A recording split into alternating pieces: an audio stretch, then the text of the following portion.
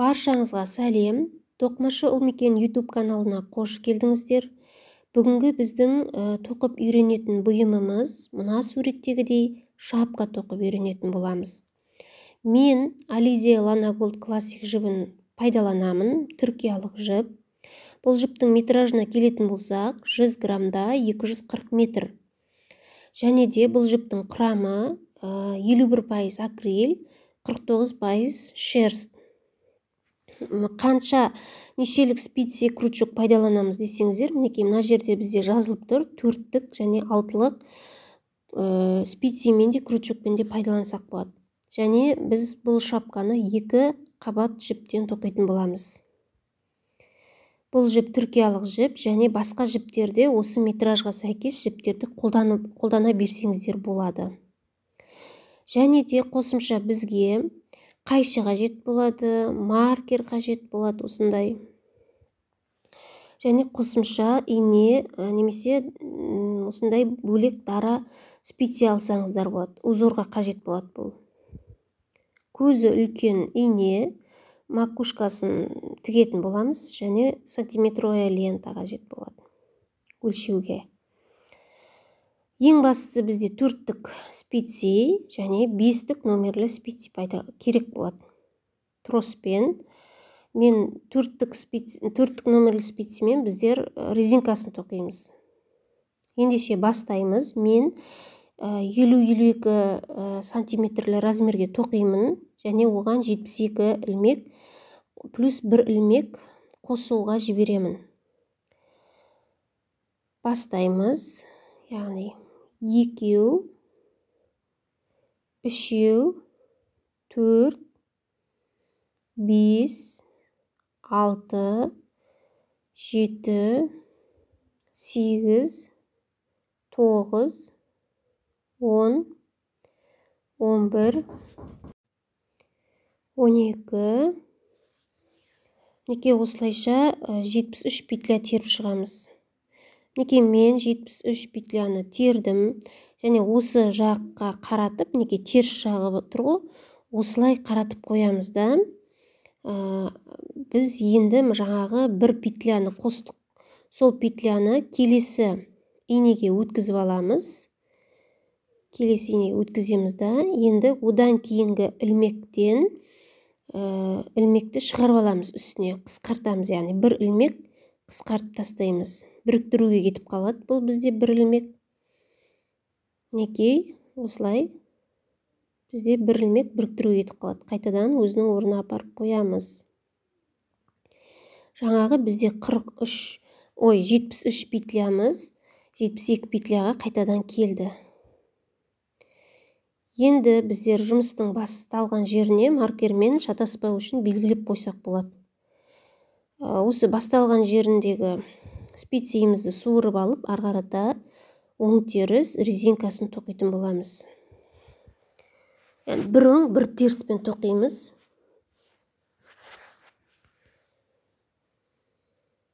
Бірінші біздер оң петлядан оң ілмек тоқитын боламыз.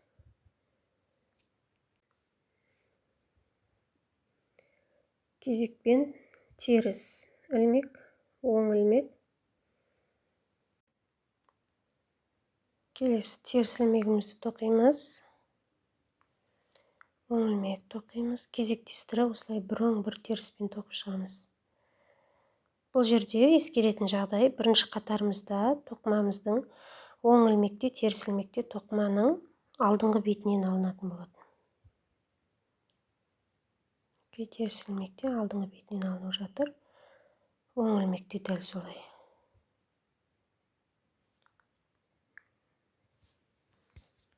Осылай бір оң, бір теріс жалғастыра береміз. Неке бір оң, бір теріс маркерге дейін бірінші қатарды аяқтап шығамыз. Бірінші қатарды аяқтап болдым. Енді екінші қатарды бастаймыз. Дәл солай оңның үстіне оң, терістің үстіне теріс тоқимыз. Оң, теріс тоқимыз, теріс ілмек аламыз. Бұл жерде енді көріп тұрғандағыдай оң ілмегіміз, теріс ілмегіміз тоқыманың арғы бетінен алынып жатыр да, оң ілмегіміз тоқыманың бергі бетінен алынып жатыр.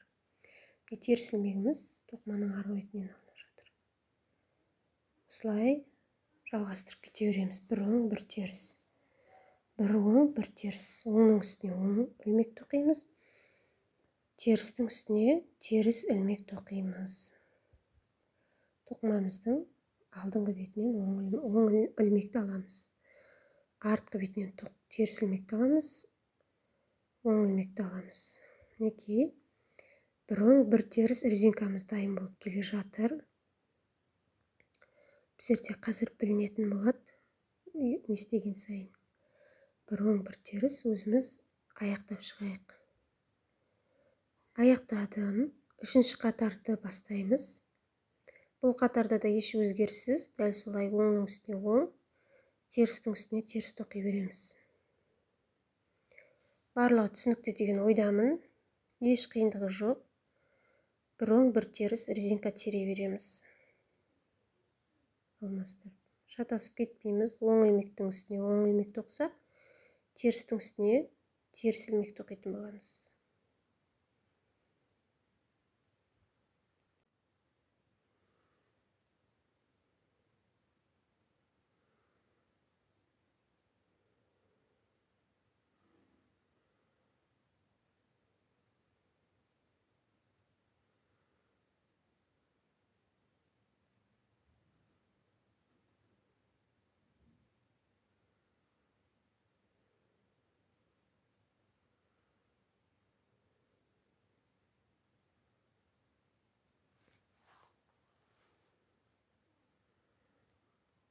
Мінекей, бізде биіктеп келе жатыр.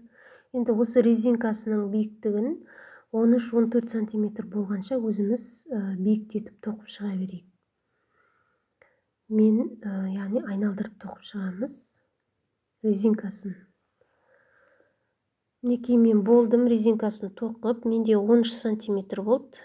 Оны қазір есептеп көрсек. Мінекей, мен 13 сантиметр тоқыдым. Енді біздер мына спициді 5 номерлі спициге ауыстырып аламыз.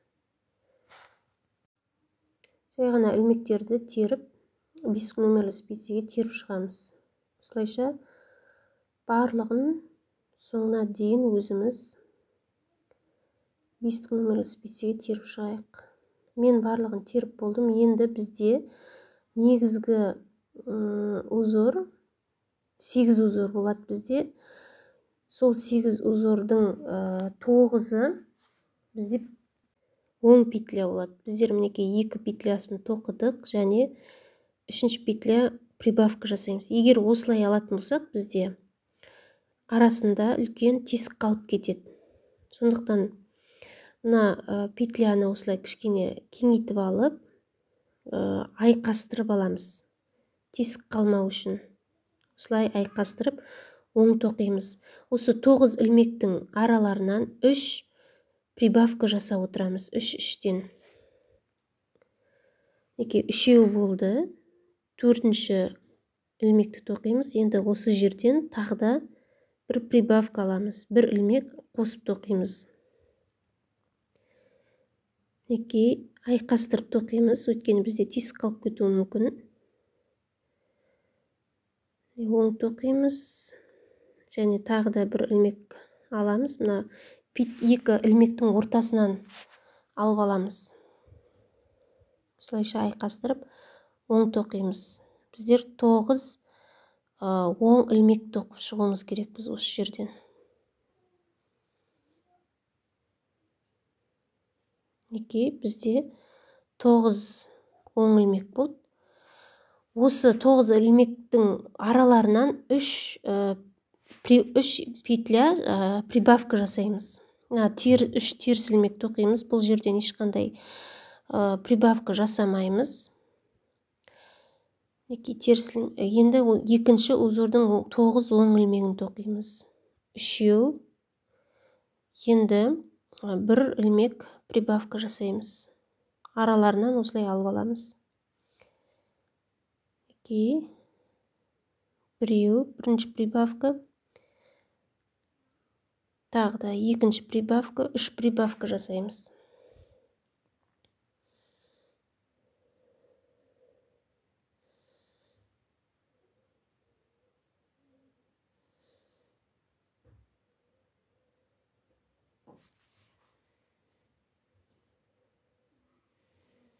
Үшінші прибавка мынау бізде.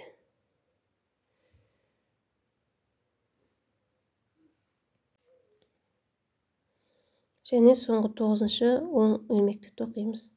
3 теріс ілмек тоқимыз. Ешқандай ілмек қоспаймыз бұған. 9 оң ілмек тоқимыз. Бұл 9 оң ілмектің арасынан 3 прибавка қосамыз. 3 ілмек қосып шығамыз, яғни. Неке біреуін аламыз осы жерден.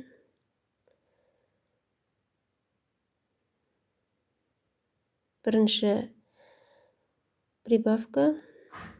Одан кейін бір ілмек оң тоқимыз да, екінші прибавка. Прибавканы де оң тоқимыз.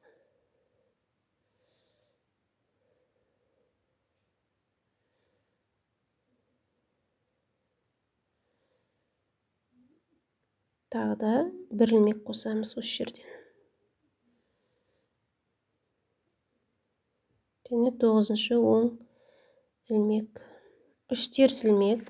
Бізде сонда 9 оң ілмек, 3 теріс ілмек. 9 оң ілмек, 3 теріс ілмек. Осылайша 8 узордың ілмектерін тоқып шығамыз. Барлығы сонда 96 ілмек болу керек бізде.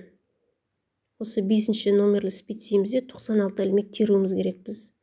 Жаңағы 72 ілмегімізді, ең басында терген 72 ілмегімізді 24 ілмек қосып 96 ілмек қылдық. Яғни біздің узорымызға байланысты. Неке 9. Осылайша, қыздар міне 3, 4, 5, 6, 7. Мына жерден тағы бір ілмек қосамыз.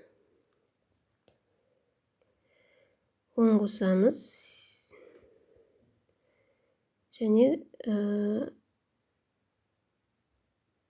бір оң ілмек тереміз.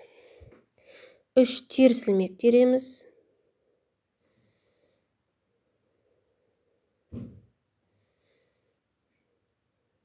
Тоғыз оң ілмек тереміз енді осы. Прибавканы біздер осы 9 оң ілмектің арасынан алып аламыз. Неке мына жерде бір прибавка алынып тұр. Енді осыны айқастырып тоқимыз.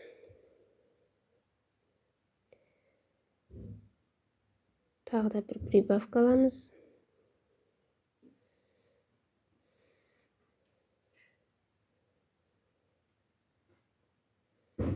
Оң ілмектің арасынан алып атырық прибавканы.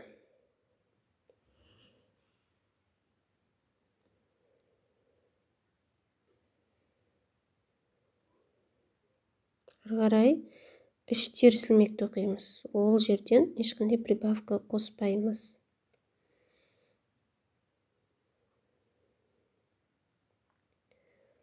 Тоғыз оң ілмек тереміз. 2, 3. Мына жерден бір бас аламыз, яғни бір ілмек қосып аламыз. 4-ші, 5 және ортасынан тағы бір қосып аламыз.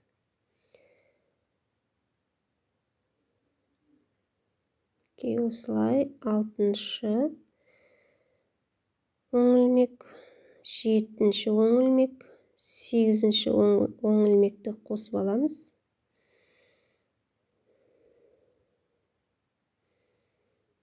Және 9-ші оң ілмек. Енді 3 теріс ілмек тереміз.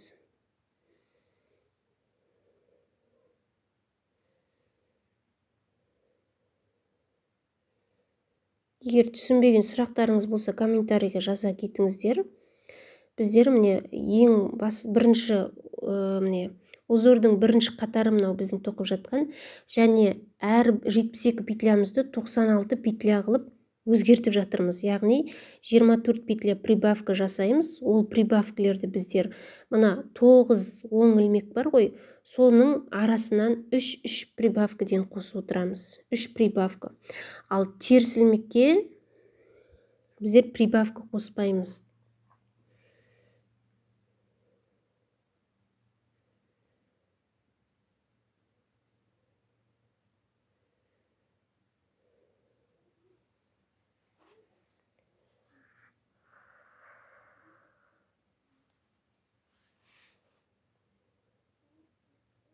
Теріс ілмектерімізді тоқимыз енді. Бірінші қатар аяқталып қалды бізде. 3 теріс ілмек. Ары қарай оң ілмегімізді тоқимыз. 3 прибавка қосамыз осы жерден.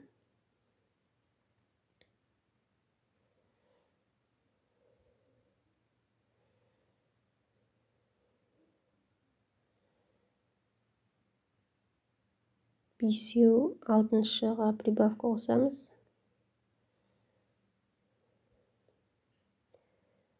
7-ші оң ілмек, 8-ші оң ілмекке прибавка қосамыз.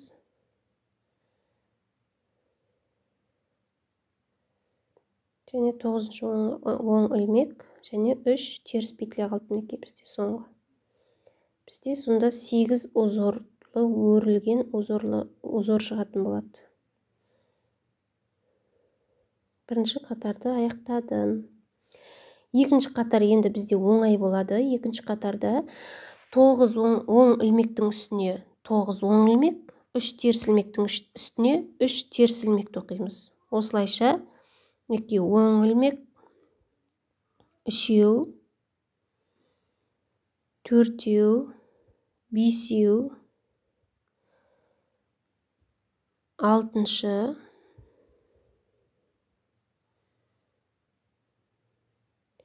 7, 8, 9, 10. Енді 3 теріс ілмек тоқимыз. 2, 3. Дәл солай 9 оң ілмек. 1, 2, 3, 4, 5, 6. Прибавкілерді де оң тоқимыз. 7, 8, мінекей прибавка оң тоқылды. 9. Енді 3 теріс ілмек тоқимыз.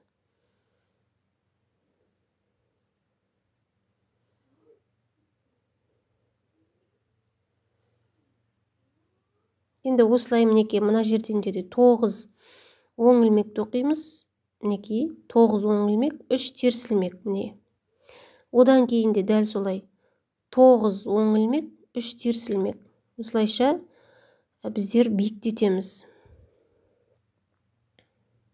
Енді біздің биіктігіміз 8 қатар тоқимыз да 9-шы қатарда жолығатын боламыз. Мінекей біздер 8 қатар тоқып шықтық. Оны мына теріс ілмектен санайтын болсақ, 1, 2, 3, 4, 5, 6, 7, 8. Міне 8 қатар тоқыдым. Енді біздер осы өрілген узордың бірінші жаңағы несін тоқитын боламыз. Бірінші айналымын тоқитын боламыз. Ол үшін 3-тен бөлеміз. 3 оң ілмегімізді тоқып аламыз осы спицимізбен. Және 3 ілмекті бөлек қосымша инеге теріп аламыз. Теріп алып, бұны тоқымамыздың алдыңғы бетіне қоямыз осылай. Енді ары қарай 3 ілмекті қосып тоқимыз. Келесі инеге 3 ілмекті қосып оң тоқимыз. Бұл бізде узорымыздың бірінші айқастыруы. Және мына қосымша инедегі нені 3 ілмекті тоқимыз. Неке бізде осылай бірінші айқасу пайда болды.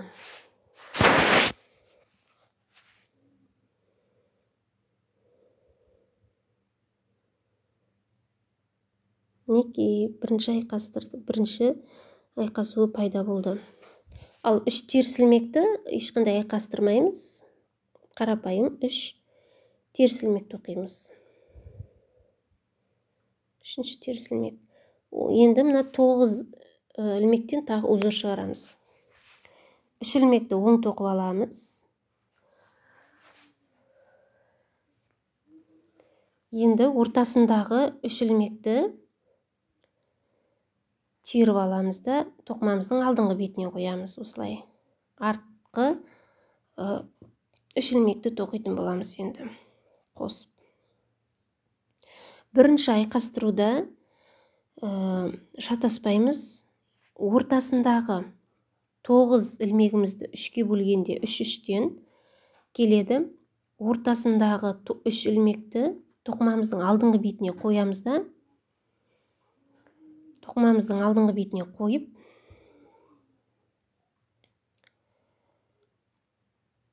сосын айқастырамыз. Мінекей осылай. Бұл бізде бірінші айқастыру. Яғни перехлёст деп айтады бұны.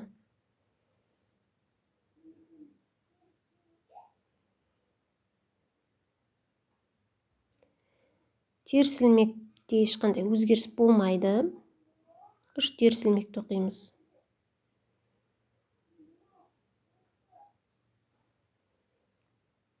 Мінекей бізде бірінші айқастыру, екінші айқастыру, енді 3-ші айқастыруды тоқимыз. 3 оң ілмек тоқып аламыз. 3 ілмегімізді қосымша инеге теріп аламыз.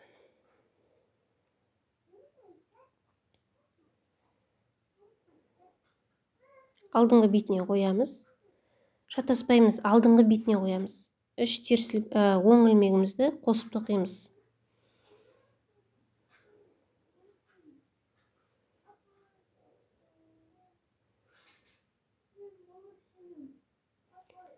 Енді мына бөліп алған 3 ілмегімізді айқастырып, осылай тоқитын боламыз. Оң тоқимыз бұларды да.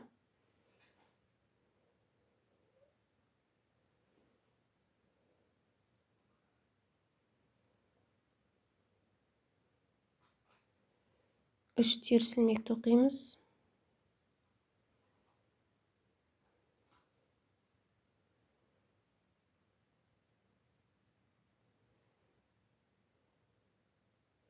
Келесі узордың айқастыруын тоқимыз енді. 1, 2, 3. Енді ортасындағы 3 ілмекті қосымша инеге теріп аламыз. Түсінікті деген ойдамын. Мінекей мен толық қазір анық көрсетіп шығам видеодан.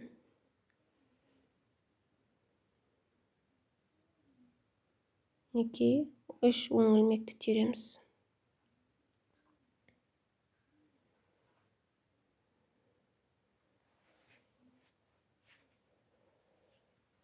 Осылай бізде қазір өру пайда болады, яғни коса пайда болады бізде.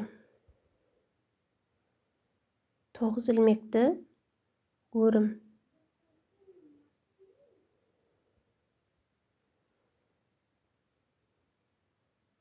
Келесі бізде теріс петлялар. 3 теріс петля болады.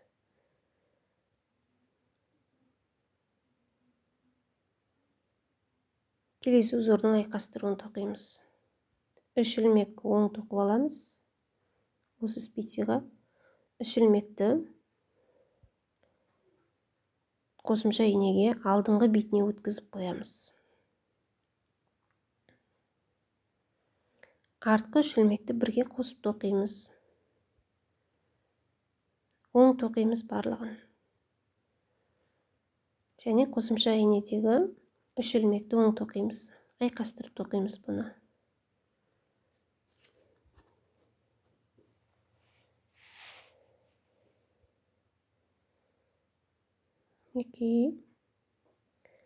Енді 3 теріс ілмек өзгеріссіз.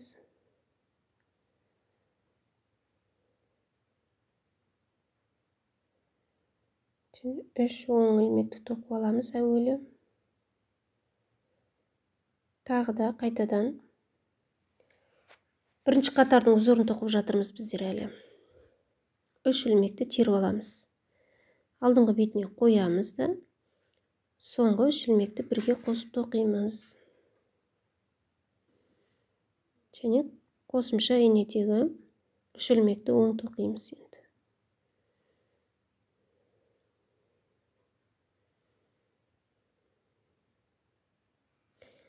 Сегіз қатар тоқыдық, 9-шы қатарда айқастыруды тоқып жатырмыз. 3 теріс ілмек, бұл ешқандай өзгермейді, макушкаға дейін өзгерсіз 3 теріс ілмегіміз тоқи береміз.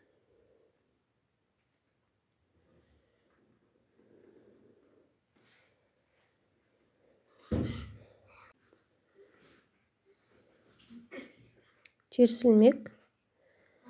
Мінекей, енді осылайша міне бізде соңғы 2 узордың айқастыруы қалды. Соны тоқимыз. 3 ілмек оң тоқып аламыз. 3 ілмегімізді қосымша инемізге теріп аламыз. Және оны тоқымамыздың алдыңғы бетіне қоямыз.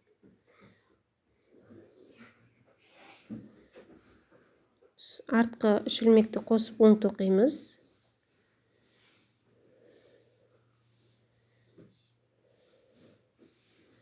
Енді қосымша инедегі 3 ілмегімізді қосып оң тоқимыз.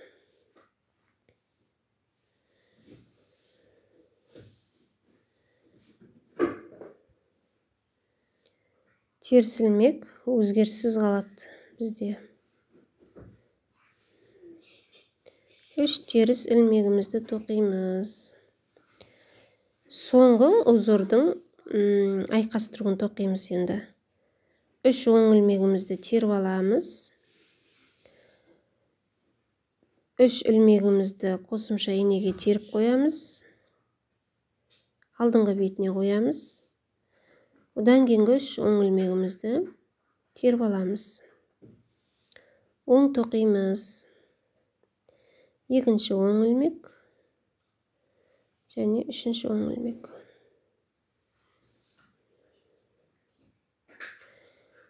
Қосымша инедегі оң ілмегімізді айқастырып тоқимыз осылайша.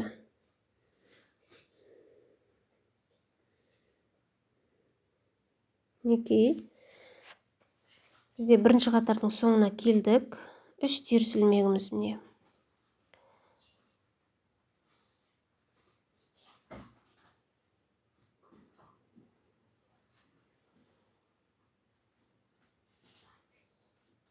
Мінекей, біздер осылай 8 узорлы айқастыру тоқып шықтық.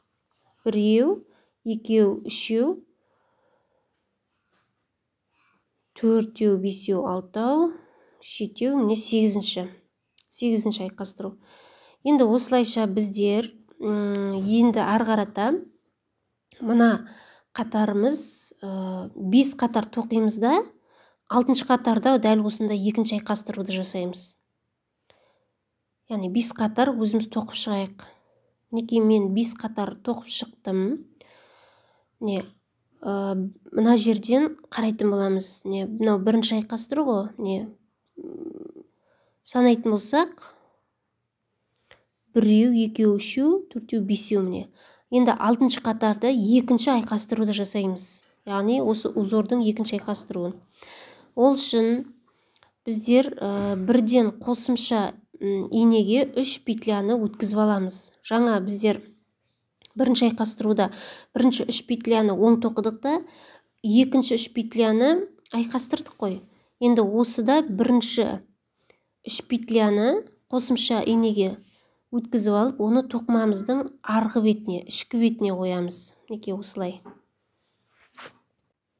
Енді осы екінші айқастыруда біздер ішкі бетіне қоямыз 3 ілмегімізді қосымша инедегі. Енді 3 ілмек оң тоқимыз. 3 ілмек оң тоқимыз осылай. Енді мына қосымша инедегі 3 ілмекті осылай айқастырып, арт жағынан тоқымамыздың арғы бетінде тұрып, не осылай айқастырып тоқимыз. Бұл бізде екінші айқастыру. Және одан кейінгі 3 ілмекті тоқимыз. Оң тоқимыз.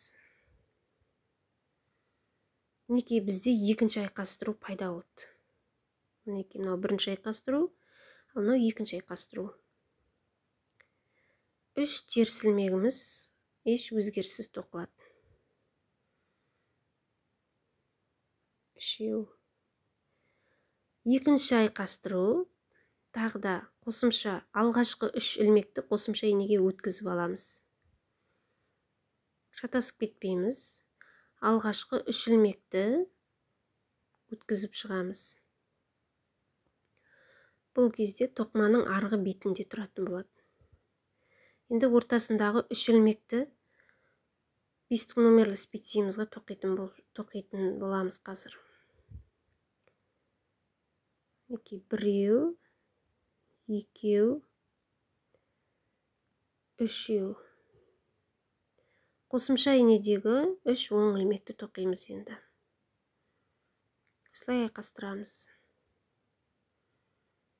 Сонда бізде өрімнің, косамыздың бұрымдары шығады.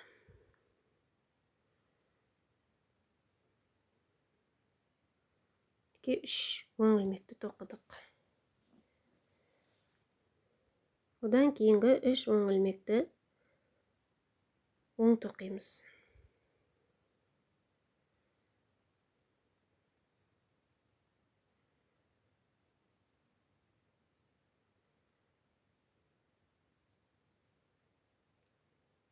Үш теріс ілмек. 1, 2, 3. Мінекей бірінші бұрылыс, екінші бұрылыс, енді үшінші узордың бұрылысын айқастыруын жасаймыз. Қосымша инеге 3 ілмегімізді теріп аламыз. Оны тоқымамыздың артқы бетіне өткізіп қоямыз. Және ортасындағы 3 ілмекті оң тоқимыз. Енді қосымша инедегі ілмегімізді оң тоқимыз.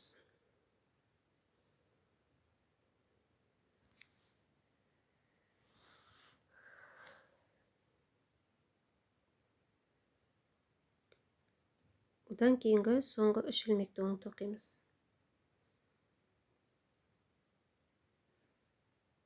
3 теріс ілмек.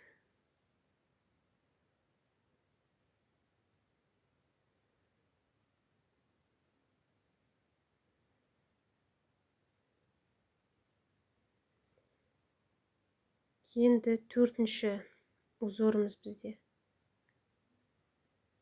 Алғашқы 3 ілмекті теріп аламыз. Тоқымамыздың артқы бетіне қоямыз. 3 ілмек оң тереміз.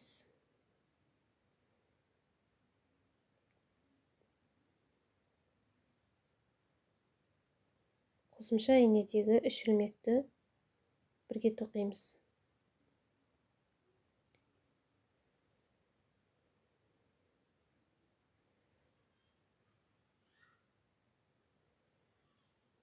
Мұқият шөбімізді ілініп кетпесін. Мұқият қарап тоқып шығамыз. Соңғы 3 ілмекті оң тоқимыз.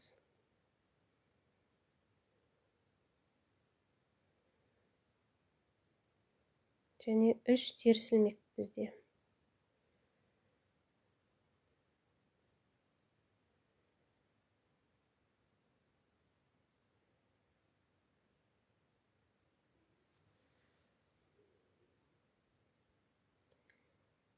Одан кейінгі узордың айқастыруын, екінші айқастыруын тоқимыз. 3 ілмекті теріп аламыз. Артқы бетіне қойып, ортасындағы 3 ілмекті оң тереміз. Енді қосымша инедегі оң ілмегімізді тоқимыз. Еш қиындығы жоқ. Әбден қолдарыңызды үйретіп, жақсылап видеоны қарап көріп алсаңыздар болады. Түсінікті деген ойдамын.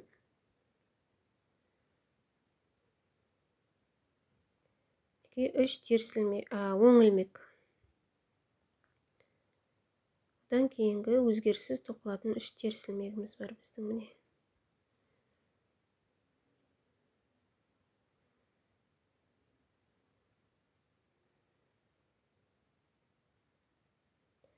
Үш ілмегімізді қосымша инеге іліп аламыз, артқы бетіне шығарамыз. Ортасындағы үш ілмекті оң теріп аламыз.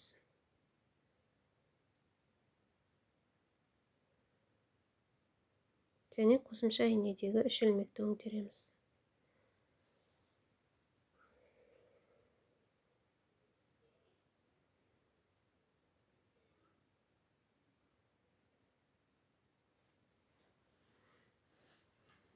Соңғы үш ілмекті оң тереміз қосып.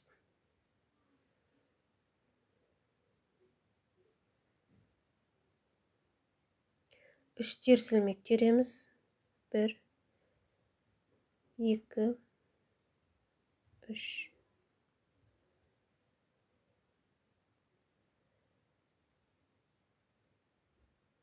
Тағы да узордың айқастыруын жасаймыз. Үш теріс оң ілмегімізді, үш ілмегімізді тоқымамыздың арғы бетіне өткізіп қоямыз. Қосымша инеге ортасындағы үш ілмекті оң тереміз.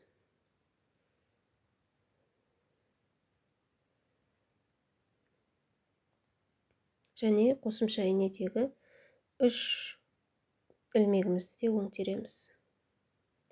Осылай айқасады сонда бізде.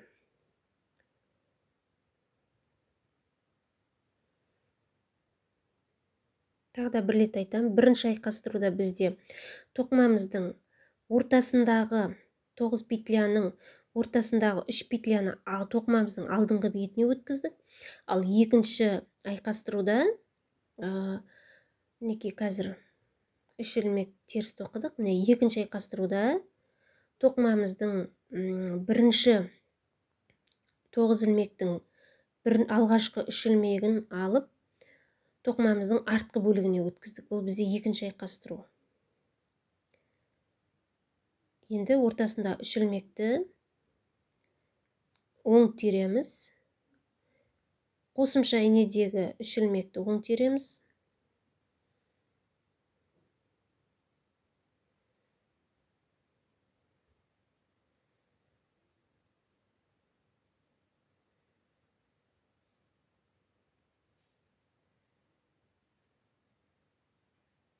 Және соңғы үш ілмекті оң тереміз.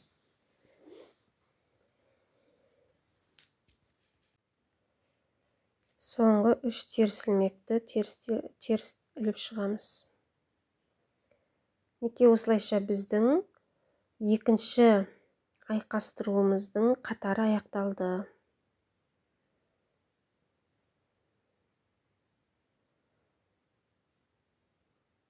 Неке. Енді қараңыздар міне. Бұл бізде екінші айқастыру. Неке осылай ішінен шықты. Енді арғарата біздер тағда 5 қатар тоқитын боламыз. Міне мен үшінші айқастырудың 5 қатарын тоқып шықтым. Мына жерден санасаңыздар болады. 1, 2, 3, 4, 5 міне 5 қатар тоқып шықтым. Енді 6-шы қатарда үшінші айқастыру болады. Бұл айқастыру жаңа ең бірінші бұрылыс болды ғой, ең бірінші узордың айқастыру. Дәл солай мінекей. Бергі жағынан аламыз.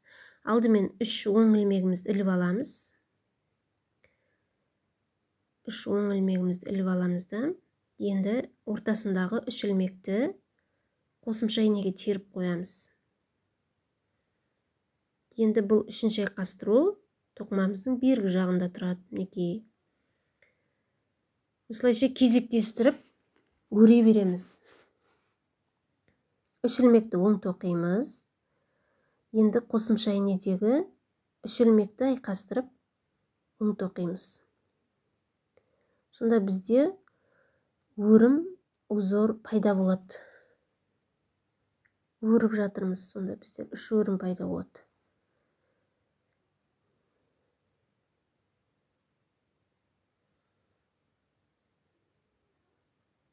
Үш теріс ілмек тоқимыз.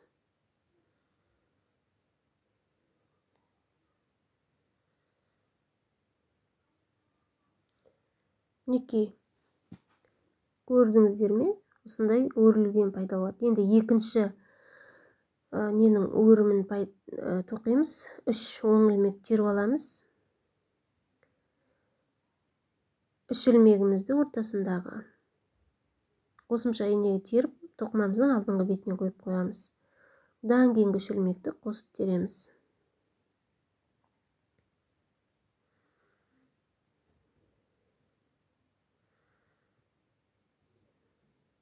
Екінші, үшінші. Енді қосымша инедегі оң ілмегімізді тағы бір тоқып жіберем. Қосымша инедегі 3 ілмегімізді оң тоқимыз осылай. Мінекей бізде өрілді. Осылай тоқып өрдік біздер. 3 теріс ілмек тоқимыз.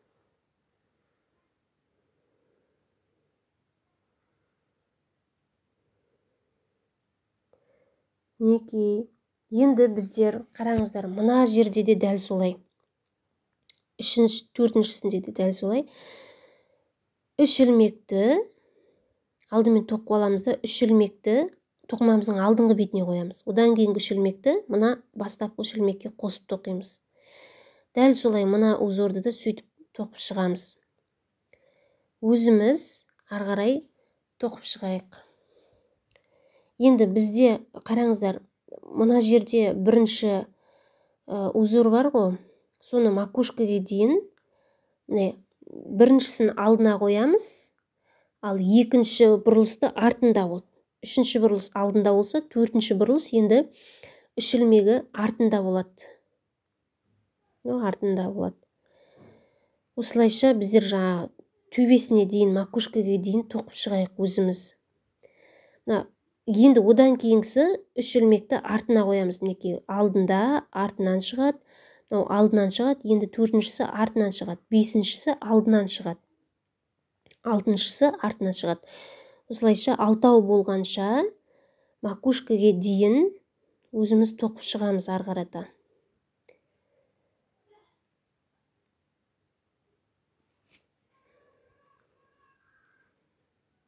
Мінекей, мен макушкаға дейін тоқып шықтым. Менде ұзындығы барлығы 20 сантиметр болды. Мінекей, 20-дан сәл асады. 20 сантиметр болды. Сіздерде сол 20 сантиметр болғанша тоқсаңыздар болады. Енді бізде мынау бірінші бұрылыс. Бұл 8 қатар тоқыдық та, 9-шы қатарда айқастыру бірінші бұрылысын жасадық. Екінші бұрылыс, мінекей, бұда біз 5 қатар тоқыдық та, 6-шы қатарда айқастырдық. Үшінші бұрылыс, мінекей, мынау. Үшінші бұрылыс бергі бетінен шықты. Бұл да дәл солай. 5 қатар тоқып, 6-шы қатарда. 4-ші бұрылыс бізде артқы бетінен шықты. 5-ші бұрылыс, 6-шы бұрылыс. Менде 6 бұрылыс болды. Бұны біздер қалай санаймыз, мысалы? Мына нелер бар ғой? Мінекей, мына тесіктер тұр ғой ортасындағы. Солар бізде 6 болу керек. 3, 4, 5, мына ең соңында 6-шысы бар. Бұрылыстарды да санасаңыздар да 6. Менде 6 бұрылыс шықты. 1, 2, 3, 4, 5, мінекей 6-шысы. Енді біздер макушкасын қысқартатын боламыз. Ол үшін осы бұрылыстан кейін мен еш өзгеріссіз бір қатар тоқып шығам. Бір қатар тоқып шығам. Сіздер де өздеріңіз тоқып шығыңыздар. 9 петляға 9, 3 теріске 3 теріс тоқып шығасыздар. Бір қатар тоқимыз тек қана. 9 оң петля тоқимыз. Ешқандай бұрылыс жасамаймыз, ешқандай қысқарту жасамаймыз. Узордың 9 петлясын оң тоқимыз осылайша. және 3 теріс петля.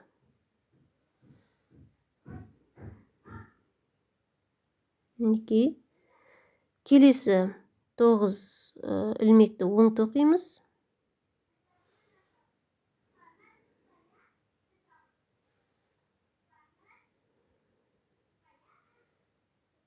Үшеу, төртеу,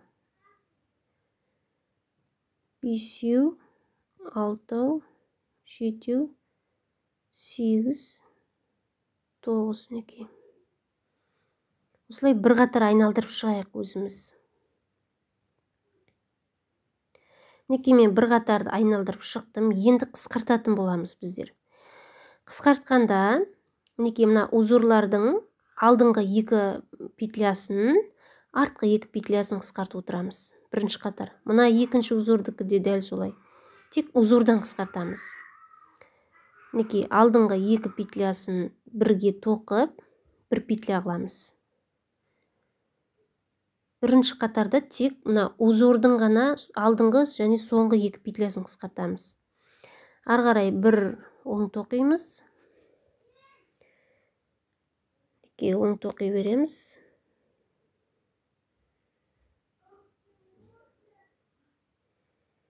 Енді узордың соңғы 2 петлясына келді. Оны тоқу үшін мінекей осылай айқастырып, осылай тоқимыз. Теріс петляға ешқандай қысқартпаймыз. 3 теріс петляны осылай теріс тоқимыз. Енді узордың алғашқы 2 петлясын қысқартамыз. Бұл бізде макушкамыздың бірінші қатары. Тек узордың алдыңғы 2, артқы 2 петлясын қысқартып шығамыз. Бірінші қатарында.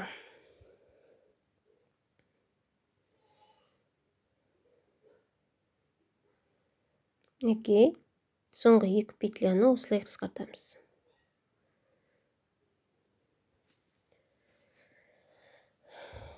Мінекей, дәл солай ары қарай өзіміз қысқартып шығайық. Тек узордың алдыңғы және соңғы 2 петлясын ғана қысқартып шығамыз.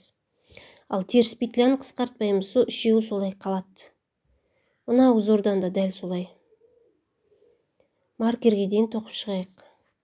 Енді макушкамыздың екінші қатарына келдік. Екінші қатарында дәл солай узордың алғашқы 2 петлясын қысқартамыз. Біз осылай оң қаратып аламыз. Алғашқы 2 петлясын қысқартамыз. Қалған петляларды оң тоқимыз. Және екінші узордың соңғы жағындағы 2 петляны қысқартамыз. Енді мына терістің 2 петлясын қысқартамыз. Терісті екінші инемізге теріп аламыз да, оң жақ бетіне айналдырамыз осылай. Және теріс алып 2 петлясын қысқартамыз. Бұл екінші қатар. Және 1 теріс петляны тоқимыз. Дәл солай. Біздер мана айқасып тұрды мына петлялар. Соны түзеп аламыз. Екінші 2 петлясын қысқартамыз. Ары қарай 1 петлядан тоқимыз.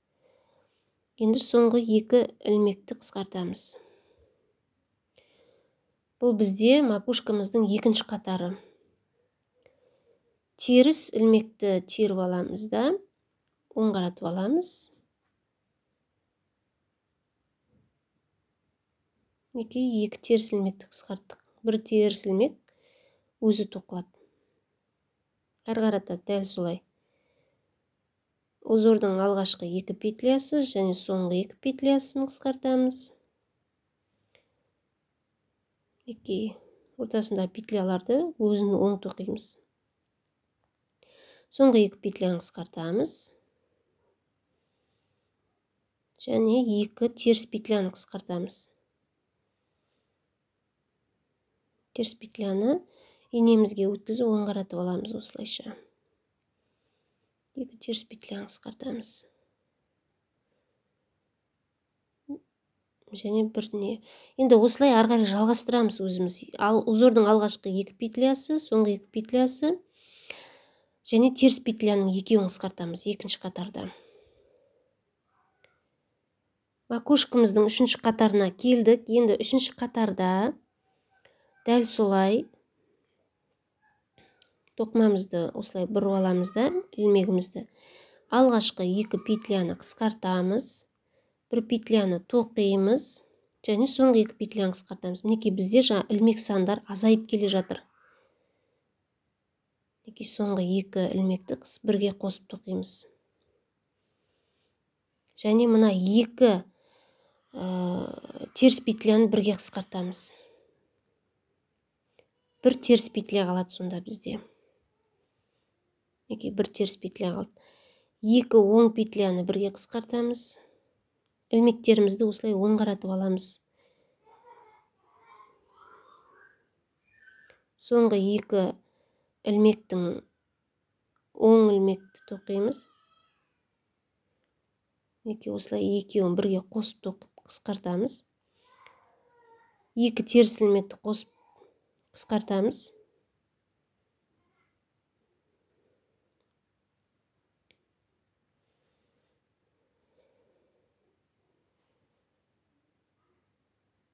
Осылайша оң ілмектің екеуін, терістің екеуін қысқартып шығамыз.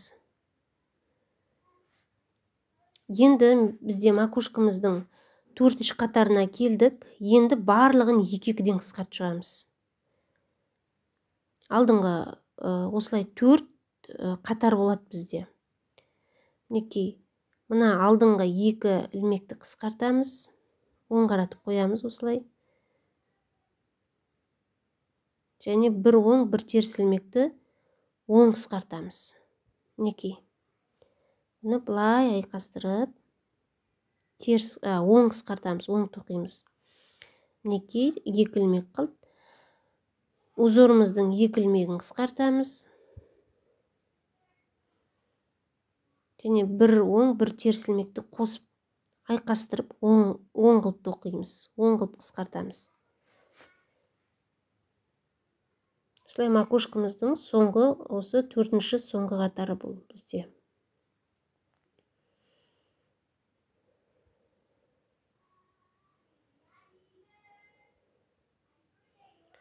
Екеуін қысқартамыз.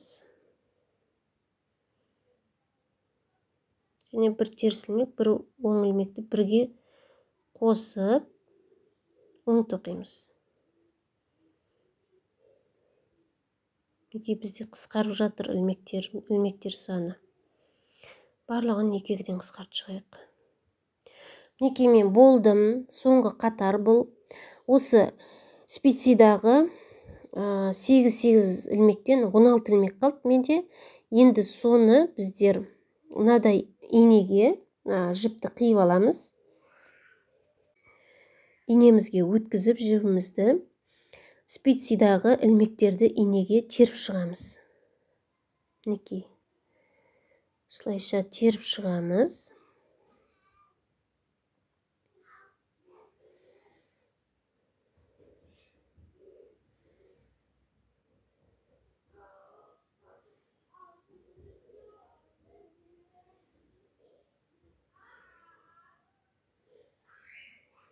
Және екінші жағында солай тартып аламыз да инемізді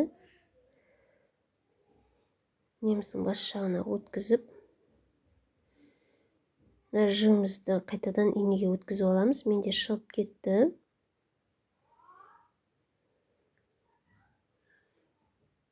Осылай өткізіп шығамыз. Арнайы тоқымаға арналған осындай инелер болады.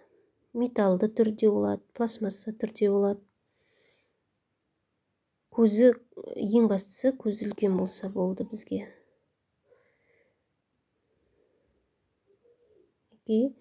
Барлығын инеге теріп шығамыз. Менде 1 петля қалып қойыпты. Мына петляны инеге өткізіп жібереміз.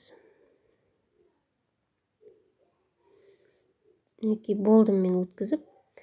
Барлығын осылай макушкасы болды. Осыны енді біздер тартамыз. Бізде алдыңғы 2 петлядан өткізіп жібереміз. Жақсылап тартып, бізде төбесі, шапкамыздың төбесі мінекей осылай шығады, және осы төбедегі тесіктен ішке қарай өткізіп, теріс жақ бетіне өткізіп, мінекей бізде қысқартылғанда осылай пайда болады. Теріс жақ бетіне айналдырамыз шапкамызды.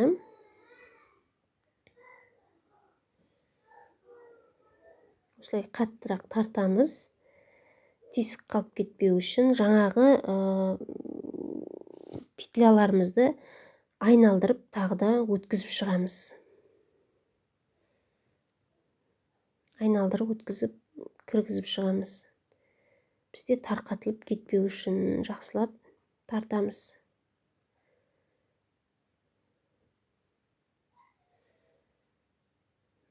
Керісінше тағы да өткіземіз. Бір айналдырғаннан кейін керісінше айналдырсақ, бізде жақсы бекуі жақсы болады. Осылайша жібімізді жасырып тастаймыз.